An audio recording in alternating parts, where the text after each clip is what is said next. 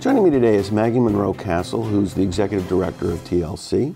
And Maggie, you know, it's a Capital Connections, sort of a policy, political show. And I can't get somebody on who doesn't deal with this without sort of asking some questions that push towards sort of policy.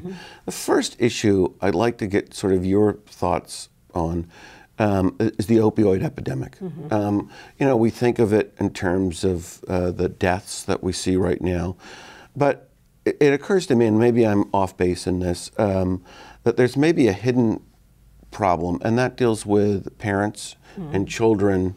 Am I right? Is this something we should be thinking about? You're absolutely right. Our nurse recently said to me that even 10 years ago, the thing she was most concerned about with our parents was that they cease smoking cigarettes, tobacco.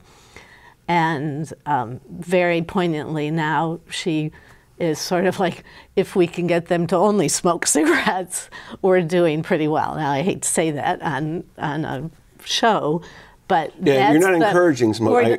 We still discourage smoking while pregnant. But because I think I recently read a study that talked about how secondhand smoke, actually the decline in that, really pushed out. But what you're using in the context to say, boy, if it were only that bad, we'd be in a lot better shape. Exactly. So with the opioid, and in New Hampshire, we say, you know, it's so bad in New Hampshire. Well, it's bad everywhere. Everywhere, particularly it seems that rural areas, maybe we just haven't thought that these things affect us, and it's here.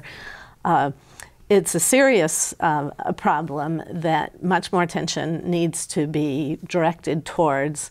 Are you seeing a caseload of children, babies, infants with addicted parents? Yes, yes. A large, you know, it's just going up. This is what our nurse was saying to a visitor the other day.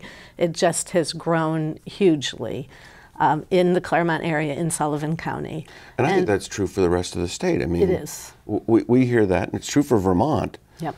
Yes. There's nothing, there's no border around this. It happens everywhere. It is everywhere, and in my short period of time being in this region, I'm really pleased to see that there feels like, both on a state level and I think on a national level, and very much on a local level, groups of people are coming together and making this a priority. I've served on the County Health Improvement Plan Committee.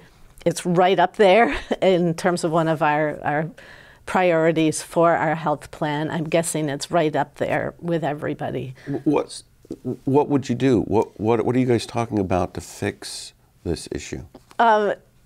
One of the things is to make sure we identify the issue early on and get the person into treatment.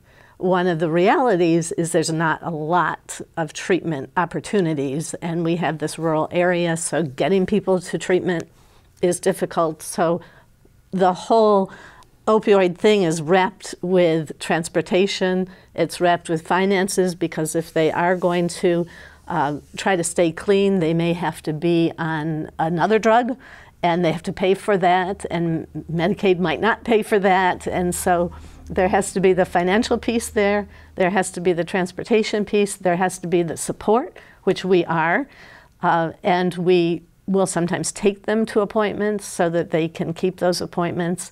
We will do whatever we can to support that parent to stay on a track of treatment.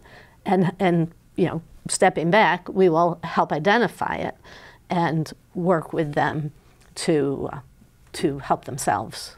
Are we seeing, in a prenatal situation, addicted mothers, or is it at post-childbirth that we see the addiction, or is it both? It's both. It's both. It's everywhere. It's definitely both, and we're seeing babies born with addictions, which is a topic I'm not even really qualified to speak on, but it is there, and those babies have to cope with that from the get-go. We've got about 20 seconds left.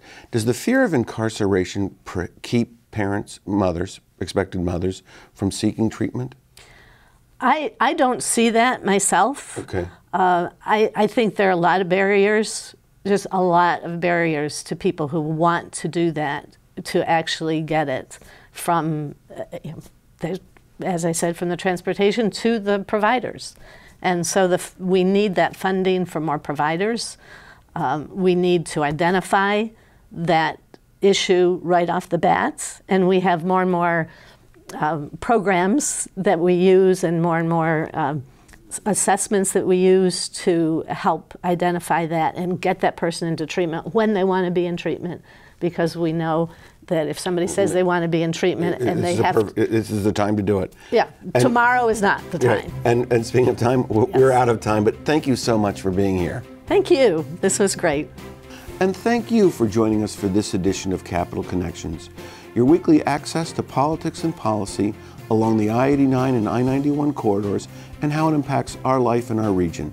If you've got a comment or an idea for a future show, please send me an email. And remember, join us again at this same time next week for another edition of Capital Connections.